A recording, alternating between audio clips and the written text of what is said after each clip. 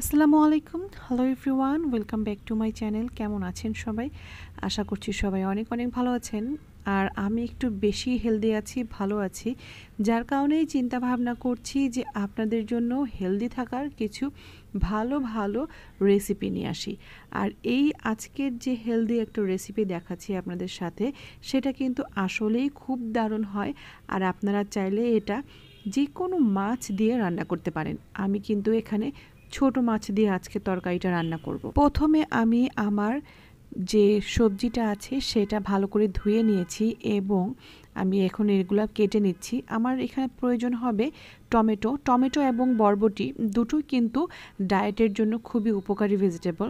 তো এই দুটো দিয়েই আমি কিন্তু রান্না করছি। আর এখানে সব উপকরণ নিয়ে নিয়েছি।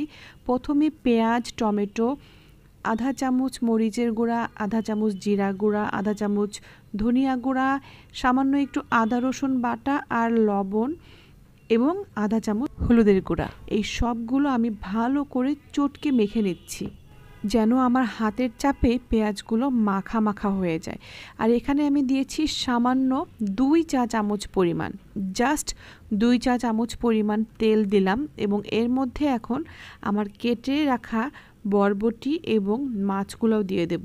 ভালো করে আগে বরবটির সাথে আমি এই মিশ্রণটা মাখিয়ে নিচ্ছি, যেন ভিতরে একেবারে মশলাগুলো খুব সুন্দরভাবে ঢুকে যায়। এতে করে কিন্তু আপনার স্বাদটা ভালো আসবে। আর এমনিতেও আমরা কম বেশি জানি যে তেল কম দিলে কোনো তরকারি কিন্তু ওরকম স্বাদ হয় না।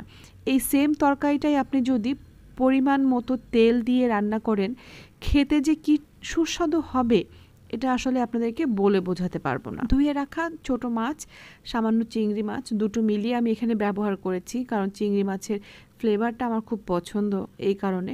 তো আমি এখানে 70 গ্রাম পরিমাণ মাছ নিয়েছি এবং আমার এই ভেজিটেবলের সাথে আমি ভালো রকম করে মেখে দিচ্ছি এবং এই পর্যায়ে আমি কিছুটা কুসুম গরম বা গরম পানি মিলিয়ে দিচ্ছি, যেন তরকারিটা ভালোভাবে ফুটে ওঠে।